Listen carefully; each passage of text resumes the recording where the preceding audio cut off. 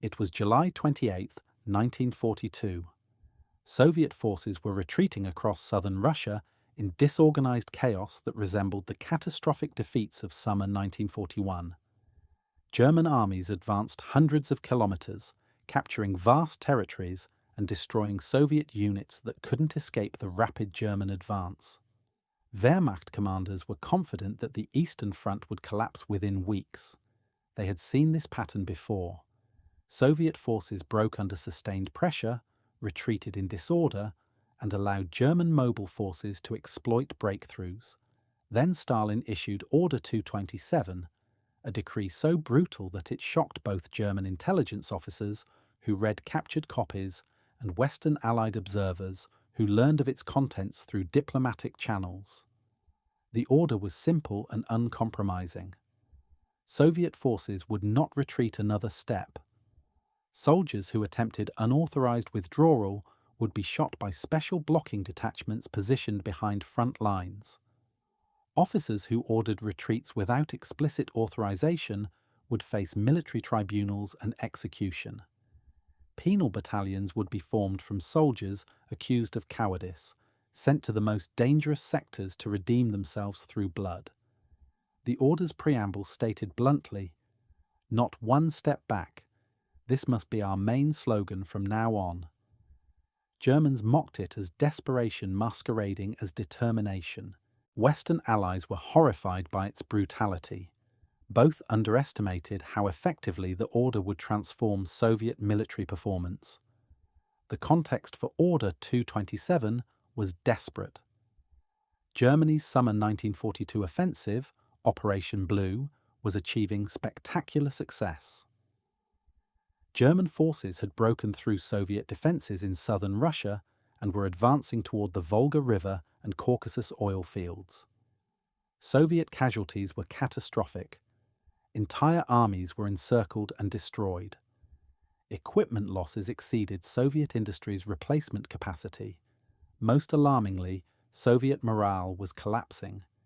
Units abandoned positions without fighting. Officers authorized retreats without orders from higher command. Soldiers deserted in increasing numbers, either fleeing to rear areas or surrendering to German forces. The Red Army was disintegrating as a coherent fighting force. We'll pause briefly before continuing. If stories like this are important to you, please consider supporting the video with a like and a subscription. After watching, a short comment, even a simple one, helps these stories reach further. Your support ensures they are not forgotten. Thank you. Let's continue. Stalin's fury at this collapse was absolute. He believed the retreats were unnecessary and resulted from cowardice rather than military necessity. Soviet forces had adequate numbers and equipment to defend positions if officers exercised proper discipline and soldiers fought with determination. The problem wasn't German superiority, but Soviet weakness. This analysis was partly correct and partly delusional. Soviet forces did suffer from poor command decisions and inadequate fighting spirit, but they also faced genuinely superior German tactical capabilities and were deployed in defensive positions that were strategically untenable. Stalin's analysis acknowledged the morale problems while ignoring the legitimate military factors that made successful defense difficult. The drafting of Order 227 occurred in late July 1942 at Stalin's personal direction. He rejected initial drafts as insufficiently harsh and personally rewrote sections to emphasize severity. The final version was an uncompromising document that abandoned any pretense of soldiers' welfare or humanitarian consideration. Soviet forces would hold their positions regardless of circumstances. Retreat was categorically prohibited except by explicit order from Supreme Command. This wasn't new policy in principle. Soviet military doctrine had always emphasized offensive action and criticized unauthorized retreats. But Order 227 made punishment for retreat immediate and certain. It created enforcement mechanisms that transformed policy from aspirational standard into enforced reality. The order's most controversial provision established blocking detachments, заградительные отряды, positioned behind front-line units.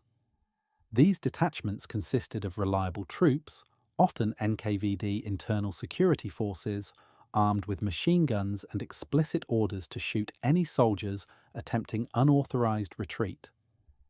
The blocking detachments weren't subtle deterrent, they were literal execution squads that would kill Soviet soldiers fleeing from combat. The psychological impact of knowing that death waited behind as well as in front was intended to eliminate retreat as viable option. Soldiers would fight because not fighting meant certain death from their own side.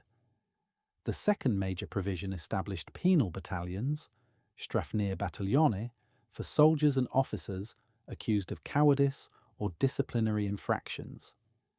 These units received the most dangerous combat missions with minimal support. They would assault heavily fortified German positions, clear minefields by walking through them, or conduct reconnaissance by advancing until they encountered enemy fire.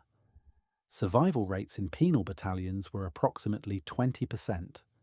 Service in a penal unit was death sentence with small possibility of reprieve through extraordinary heroism. The existence of penal battalions created powerful deterrent against any behavior that might result in assignment to them. The immediate reaction within Soviet forces was shock and fear. Soldiers and officers understood that their own government had just threatened to kill them if they retreated. Many recognized this as desperate measure indicating how dire the strategic situation had become. Some officers protested privately that the order would make tactical flexibility impossible and would result in unnecessary casualties by preventing legitimate tactical withdrawals. These protests were suppressed immediately. Several officers who voiced objections too loudly were arrested and shot as examples. The message was clear. Questioning Order 227 was itself a form of defeatism that would be punished severely. But the order also created psychological effect that Stalin intended. Soviet soldiers who had been retreating with unclear sense of where to make a stand suddenly had absolute clarity. There would be no more retreating. The next defensive line was the last defensive line. This removed the psychological comfort of believing that falling back was possible if the situation became too difficult.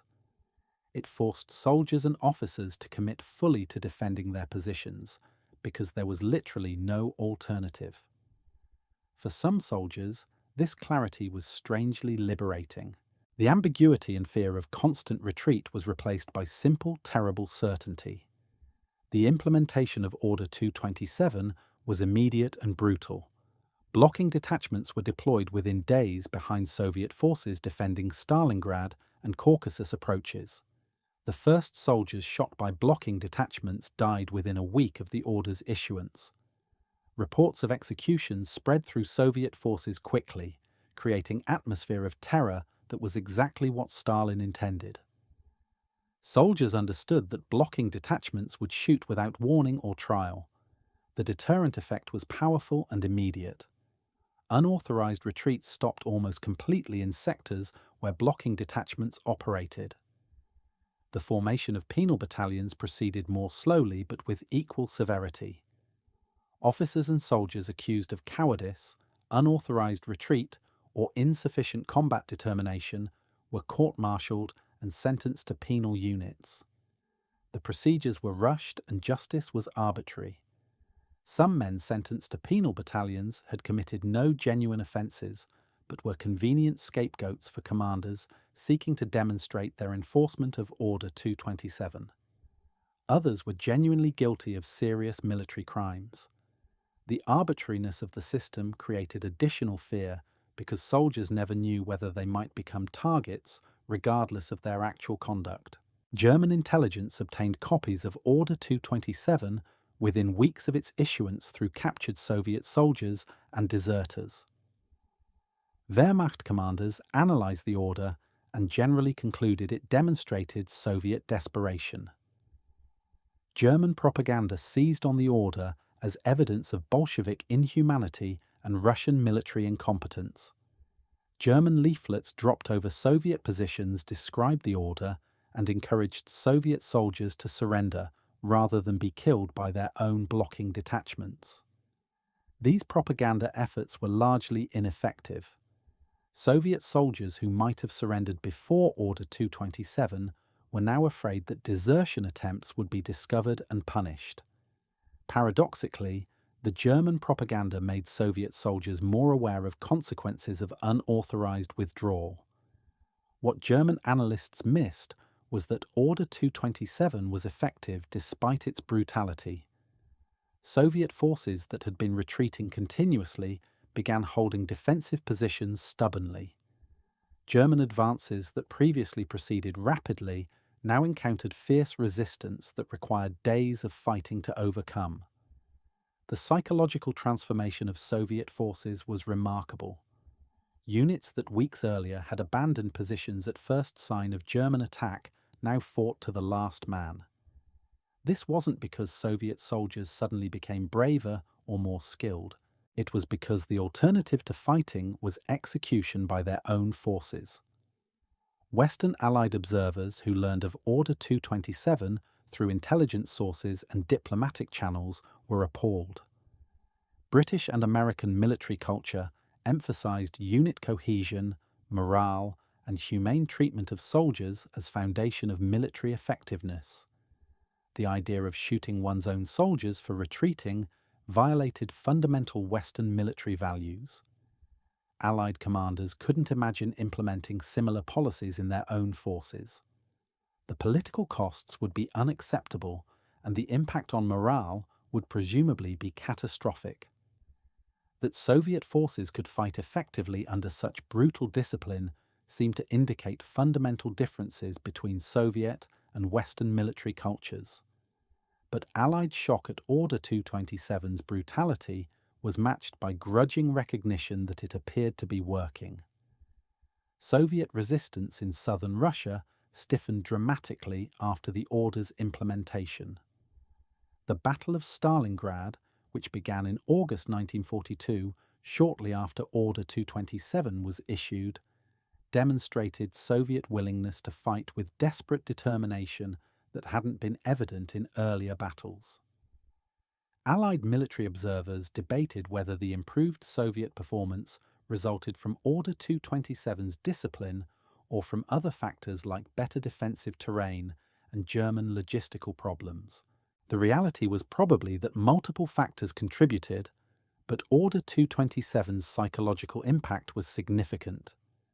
The human cost of Order 227 is difficult to calculate precisely because Soviet authorities suppressed statistics about executions and penal battalion casualties. Historians estimate that blocking detachments executed approximately 13,000 Soviet soldiers during the order's enforcement, though actual numbers might be higher. Penal battalion casualties were even more severe. Approximately 440,000 soldiers served in penal units during the war. Of these, perhaps 80 to 90% were killed or severely wounded. These casualties were in addition to normal combat losses and represented soldiers killed essentially by their own side's policies. The individual stories of soldiers affected by Order 227 reveal the order's human dimensions. Private Ivan Kravchenko was a soldier in an infantry regiment defending positions near the Don River in August 1942. His unit was attacked by German forces with substantial armor support. The Soviet position was overrun, and survivors began falling back to secondary defensive line. Kravchenko and several other soldiers attempted to retreat, but were stopped by blocking detachment machine gun fire. Several soldiers were killed immediately. Kravchenko and the survivors returned to the front line where they continued fighting until they were either killed or the Germans chose to consolidate rather than advance further. Kravchenko survived, but carried psychological scars from watching his comrades shot by Soviet forces. Lieutenant Mikhail Volkov was a junior officer who ordered his platoon to withdraw from untenable position in September 1942. His soldiers were under heavy German artillery fire with no possibility of effective defense.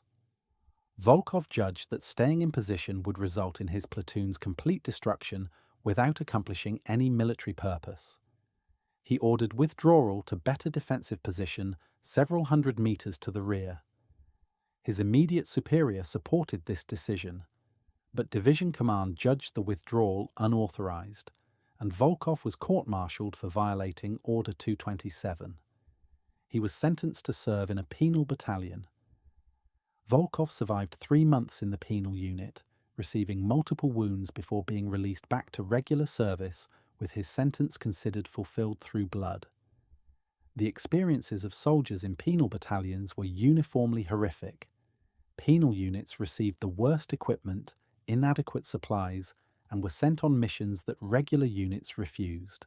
They cleared minefields by advancing in line until men began exploding, marking the minefield boundaries with their bodies.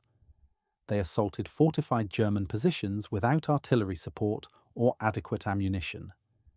They conducted reconnaissance by advancing until German forces opened fire, revealing their positions at cost of penal battalion casualties. The soldiers knew they were expendable. Survival required extraordinary luck combined with tactical skills and physical endurance that most didn't possess. Senior Sergeant Alexei Morozov commanded a section in a penal battalion from October to December 1942.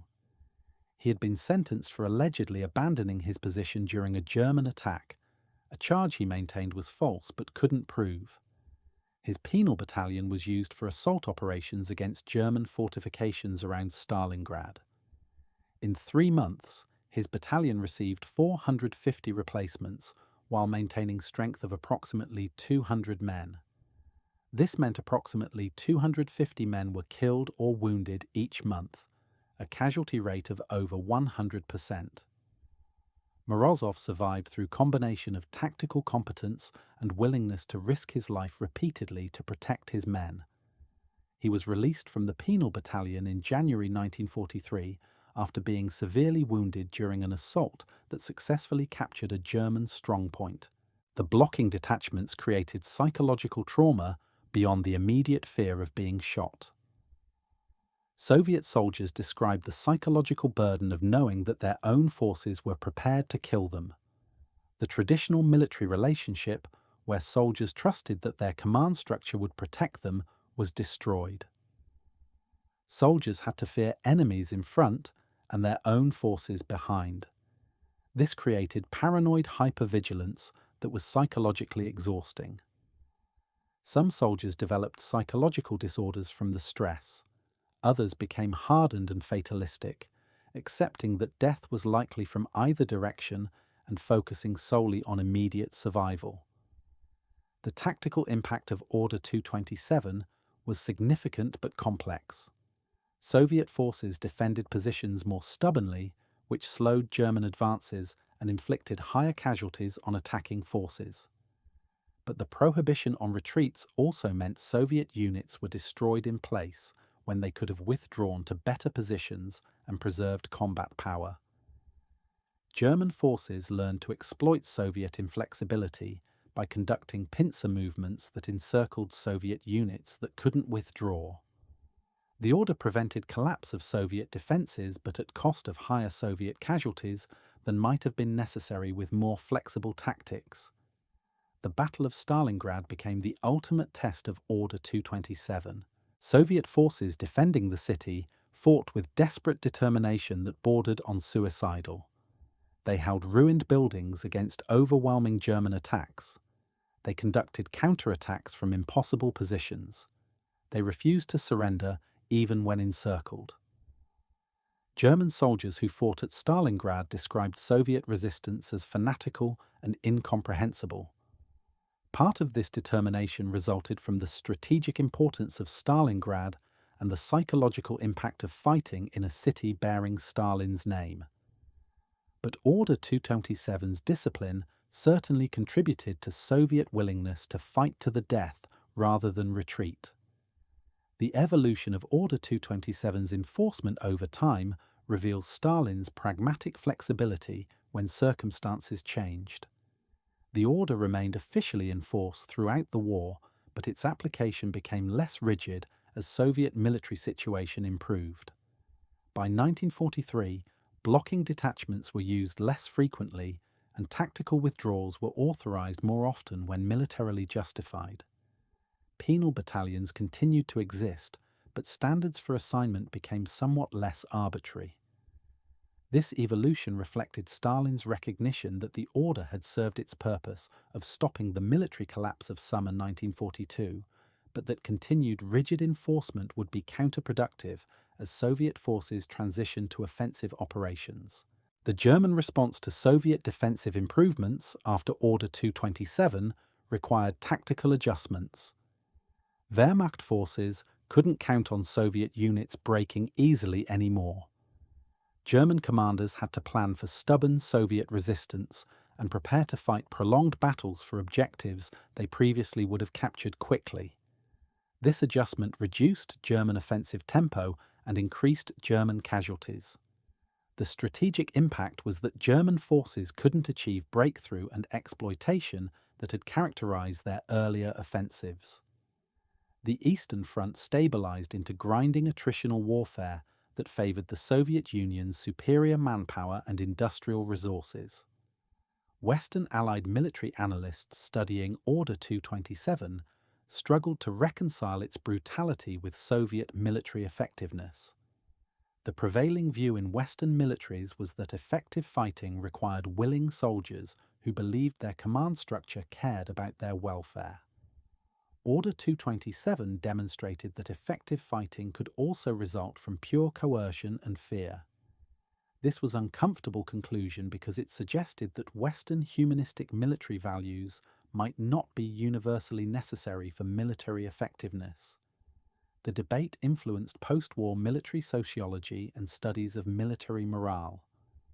The propaganda exploitation of Order 227 by both sides reveals its political dimensions. German propaganda emphasized the order's brutality as evidence of Bolshevik inhumanity. Soviet propaganda initially suppressed information about the order, but later portrayed it as necessary tough measure that demonstrated Stalin's determination to defend the motherland at any cost. Western Allied governments were divided on how to handle the information. Some officials wanted to publicize it as evidence of Soviet oppression. Others argued this would undermine Allied unity and that Soviet methods, however brutal, were internal Soviet matter. The ultimate decision was to suppress the information publicly while discussing it in classified military and diplomatic circles. The post-war Soviet treatment of Order 227 reflected discomfort with acknowledging its brutality. Official Soviet histories mentioned the order but minimized its enforcement mechanisms and casualty figures. The blocking detachments were described as necessary security measures rather than execution squads. Penal battalions were portrayed as opportunities for redemption rather than death sentences. This sanitized version served Soviet propaganda needs, but prevented honest assessment of the order's impact and costs. Only after the Soviet Union's collapse did fuller information about Order 227's implementation become available through opened archives. The comparison between Order 227 and German penal units reveals interesting similarities and differences. Wehrmacht also used penal units for soldiers accused of military crimes or political unreliability. German penal units faced dangerous missions and high casualty rates similar to Soviet penal battalions. But German military culture maintained more procedural regularity in courts-martial and sentencing. German penal units also weren't used as cynically as Soviet penal battalions for essentially suicidal missions. Both systems were brutal, but Soviet system was more arbitrary and more deliberately wasteful of human life. The long-term impact of Order 227 on Soviet military culture and Russian military traditions is complex and contested. Soviet military after 1942 maintained emphasis on discipline and punishment for unauthorized retreats that the order exemplified. post-Soviet Russian military has struggled with balancing discipline requirements against human rights considerations. Order 227 represents extreme of coercive discipline that modern Russian military officially rejects, while sometimes still employing harsh disciplinary methods that critics compare to Order 227's spirit, if not its letter. The ethical evaluation of Order 227 requires acknowledging difficult moral complexities. The order was undeniably brutal and violated norms of humane treatment that should apply even during desperate warfare. It killed thousands of Soviet soldiers and traumatized countless others. From this perspective, it was immoral policy that Stalin should be condemned for implementing, but the order also arguably prevented Soviet military collapse that might have led to Soviet defeat, Nazi occupation of additional Soviet territory, and deaths of millions of additional Soviet civilians. From this perspective, the order's brutality might be justified as terrible necessity that ultimately saved more lives than it cost. The survivors of Order 227's enforcement carried mixed feelings about its legacy. Some veterans defended it as necessary measure that saved Soviet Union from defeat. Others condemned it as criminal policy that killed brave soldiers unnecessarily. Many held both views simultaneously, acknowledging the order's effectiveness while deploring its brutality. This ambivalence reflects the moral complexity of desperate measures taken in existential warfare, where conventional ethical frameworks provide inadequate guidance. The memory of Order 227 in modern Russia reflects broader debates about Stalin's legacy. Those who view Stalin as necessary wartime leader cite Order 227 as example of tough decisions required for victory. Those who view Stalin as criminal dictator cite the order as evidence of his disregard for human life. The debate is unresolvable because both perspectives contain truth. Order 227 was effective military measure and brutal human rights violation. Stalin's decision to issue it saved Soviet Union and killed thousands of Soviet soldiers. These contradictions reflect the moral ambiguity of total war, where survival requires actions that peacetime ethics would condemn. What shocked German and Allied observers about Order 227 was that it worked. Western military theory held that effective fighting required motivated soldiers who believed their command cared about them. German military culture valued discipline, but within framework of professionalism and unit cohesion. Order 227 demonstrated that terror could substitute for motivation and that threatened soldiers could fight as effectively as willing ones.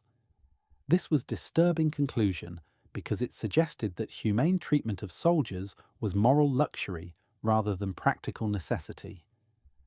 The fact that Soviet Union eventually won the war while implementing such brutal policies complicated comfortable assumptions about relationships between military ethics and military effectiveness. Order 227 proved that sometimes desperate circumstances justify desperate measures, though it also proved that such measures carry terrible human costs that must be weighed against military necessities. The specific mechanisms through which Order 227 transformed Soviet military performance deserve detailed examination. The blocking detachments operated according to strict protocols that maximized their deterrent effect. Each detachment consisted of between 20 and 200 men depending on the sector's importance. They positioned themselves approximately 500 to 1,000 meters behind frontline positions, close enough to observe any retreat attempts, but far enough to avoid being overrun if frontline units were pushed back. The detachments established checkpoints on roads and paths leading away from the front. Any soldiers approaching these checkpoints without proper authorization documents were detained and either returned to their units or shot immediately depending on circumstances. The psychological calculation behind blocking detachments was sophisticated. Stalin and his military advisors understood that soldiers retreating under fire were often panicked and irrational. The immediate threat from enemy fire seemed more real than abstract threat of court-martial or punishment from distant authorities. But blocking detachments made the threat of punishment immediate and visible. Soldiers knew that machine guns behind them were as real and immediate as German guns in front. This transformed the psychological calculation. Retreating no longer seemed like path to safety because death waited in that direction too. The only logical choice was to stay in position and fight. The selection and training of blocking detachment personnel was carefully managed. NKVD internal security troops were preferred because they had no personal connections to frontline soldiers and would execute orders without hesitation. These troops received political indoctrination, emphasizing that shooting retreating soldiers was patriotic duty that saved Soviet Union from defeat. They were told that soldiers who retreated were cowards and traitors whose deaths served the collective good. This ideological preparation was necessary because even hardened security troops sometimes hesitated to shoot their own countrymen. The training included exercises where troops practiced intercepting and detaining simulated retreating soldiers to desensitize them to the mission's psychological demands. The operational records of blocking detachments reveal the cold efficiency with which they operated. A typical detachment report from September 1942 documents interception of approximately 130 soldiers attempting unauthorized retreat over a 3-day period. Of these, 15 were shot on the spot for refusing orders to return to their units. 43 were returned to their units under escort. 72 were detained for investigation and eventual court-martial. The report notes these actions with bureaucratic precision, listing names, units, and reasons for detention without any indication of moral reflection about shooting fellow Soviet soldiers. The penal battalion system's structure and operation deserve equally detailed examination. Penal battalions were organized into companies of approximately 150 to 200 men. Officers assigned to command penal battalions were either volunteers seeking advancement through dangerous duty or officers being punished for lesser offences than those warranting penal service. The battalions operated under special regulations that explicitly denied soldiers many normal military rights. Penal battalion soldiers received reduced rations, no leave privileges, and no correspondence with families. They were marked by their assignment and subject to summary punishment for minor infractions that would receive mild discipline in regular units. The missions assigned to penal battalions were deliberately suicidal. During the Battle of Stalingrad, penal battalions conducted numerous assaults on heavily fortified German positions in the factory district. These positions had been prepared over weeks and were defended by veteran German troops with ample ammunition and commanding fields of fire.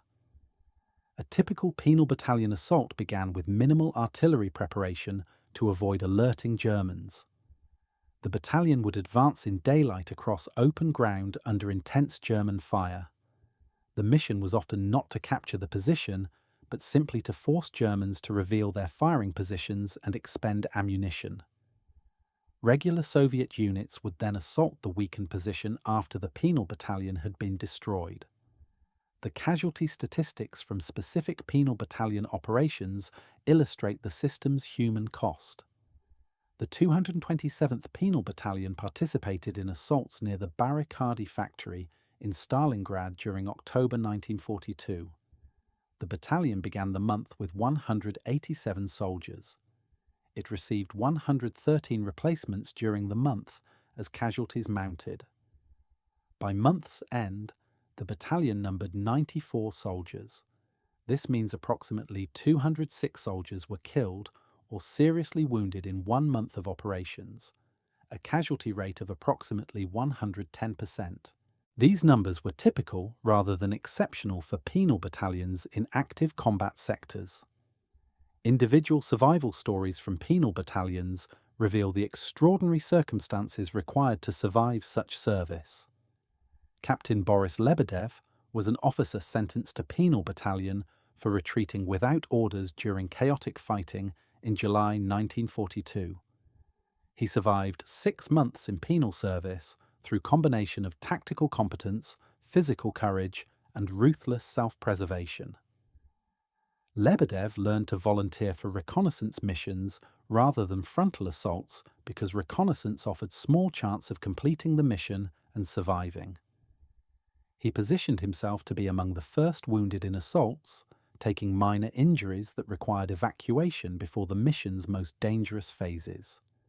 He cultivated relationships with medical personnel who might declare him unfit for certain missions. These survival tactics required moral compromises that Lebedev struggled with for the rest of his life. The impact of Order 227 on Soviet tactical doctrine was substantial and lasting.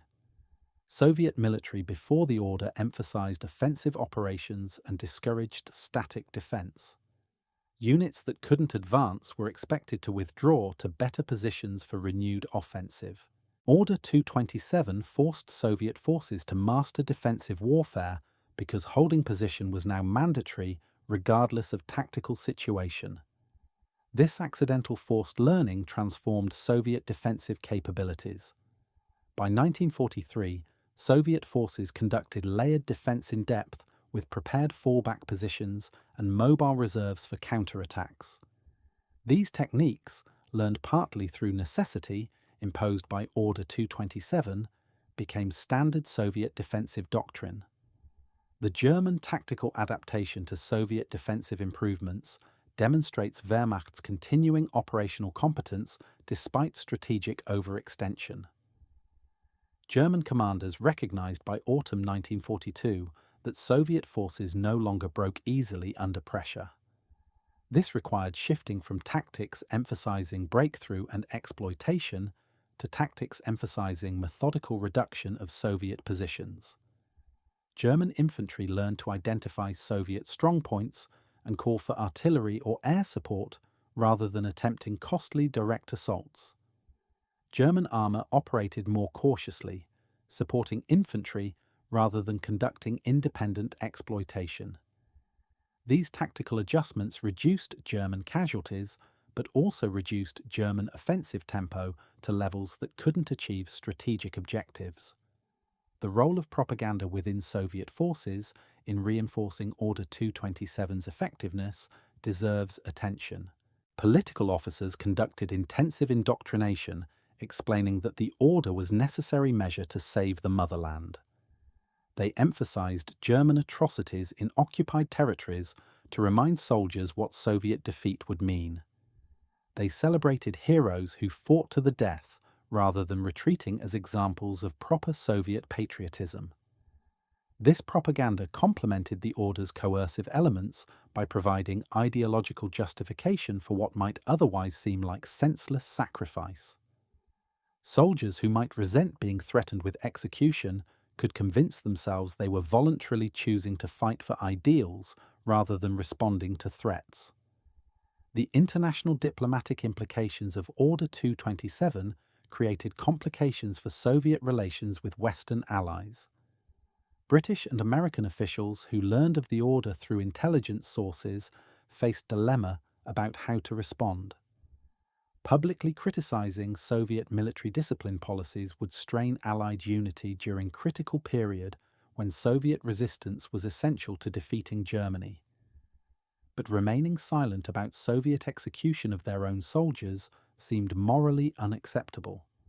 The compromise was selective disclosure to senior political and military officials without public acknowledgement. This allowed Western governments to maintain public support for Soviet alliance while privately documenting concerns about Soviet methods. The American military's analysis of Order 227 reflected cultural differences in military discipline approaches. US military justice system included courts-martial and punishment for military crimes, but emphasized rehabilitation and maintaining unit cohesion rather than terror and exemplary executions.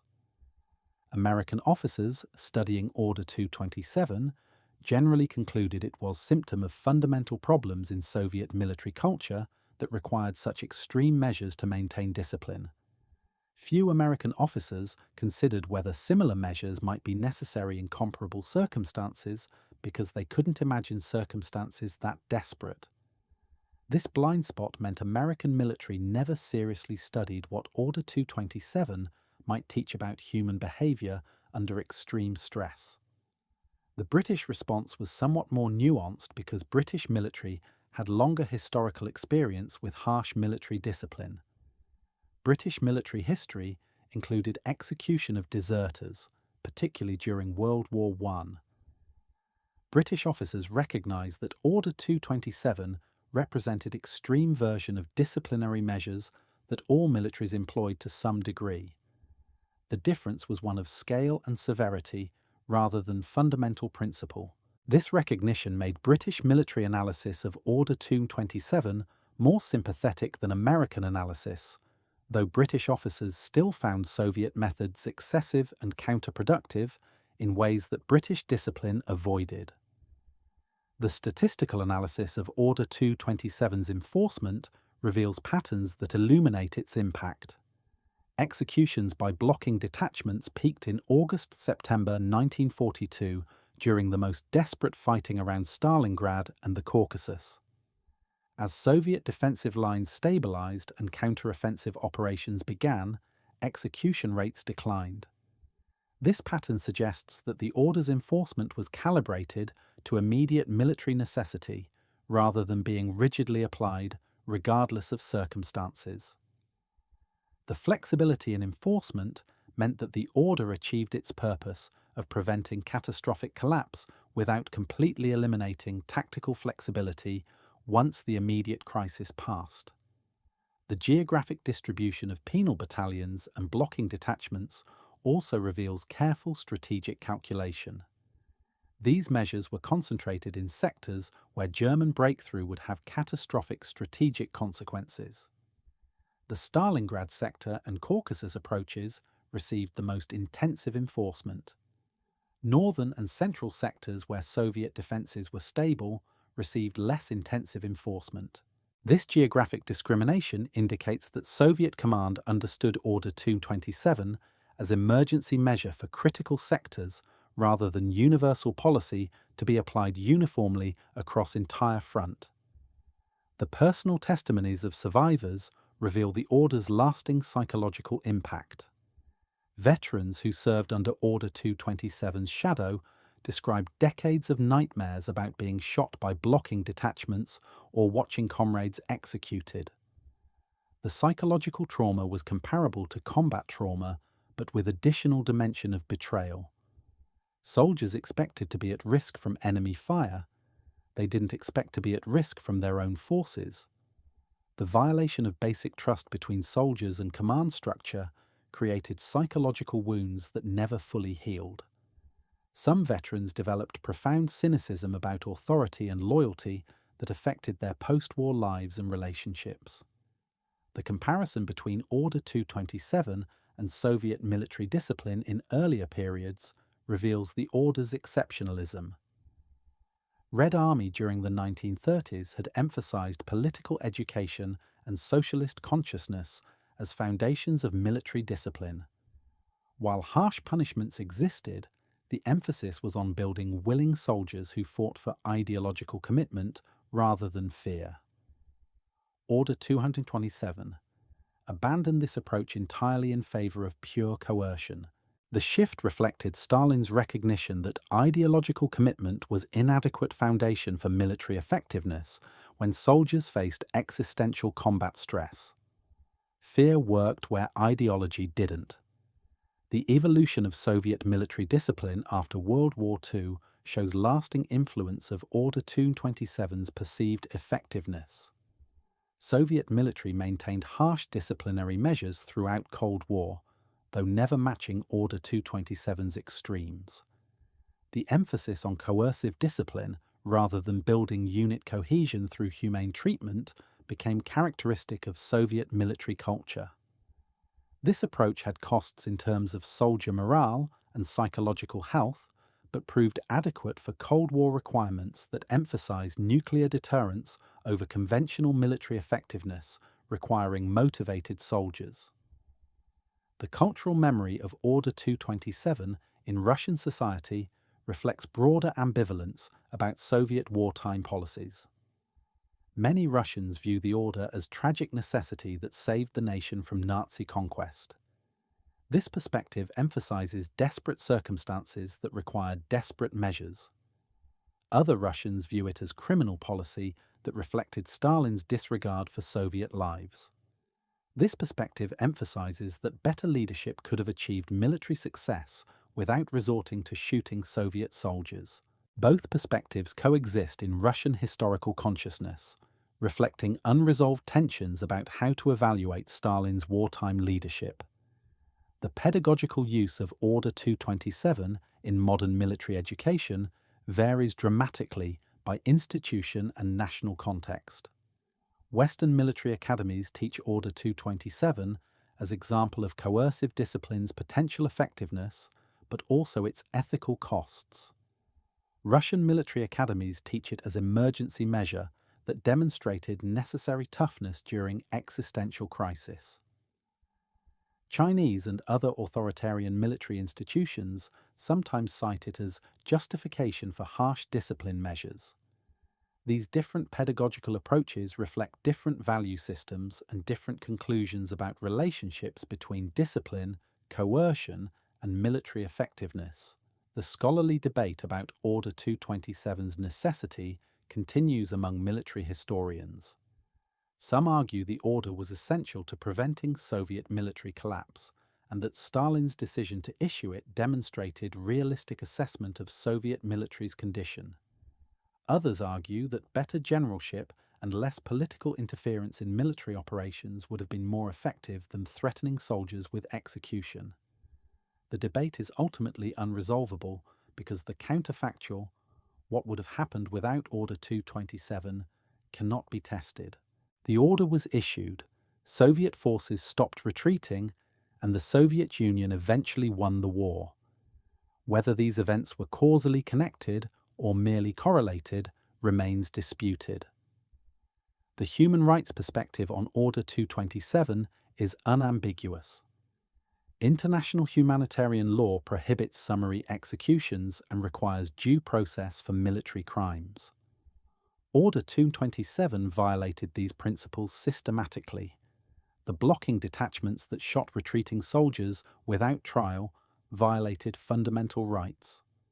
The penal battalions that sent soldiers on suicidal missions violated prohibitions on cruel punishment. From human rights perspective, Order 227 was a series of war crimes that Soviet leadership should have been held accountable for. The fact that Allies needed Soviet military participation to defeat Germany meant these crimes were never prosecuted, a moral compromise that haunted post-war international justice efforts. The final assessment of Order 227 must acknowledge its paradoxical nature. It was militarily effective policy that achieved its purpose of preventing Soviet defensive collapse. It was also brutal policy that killed thousands of Soviet soldiers and traumatized countless others. It demonstrated that coercion can substitute for motivation in military operations. It also demonstrated that such coercion carries terrible human costs. The order shocked both German and Allied observers because it revealed capacity for systematic brutality in service of military objectives that challenged comfortable assumptions about necessary relationships between military ethics and military effectiveness. The shock wasn't that the order existed, but that it worked, suggesting that under desperate circumstances, terror could achieve what leadership and unit cohesion couldn't. This was disturbing truth that military establishments worldwide have struggled to integrate into doctrine and ethics. Order 227 remains studied not because it represents ideal military discipline, but because it represents extreme case that tests theories about what makes soldiers fight and what costs are acceptable in pursuit of military victory.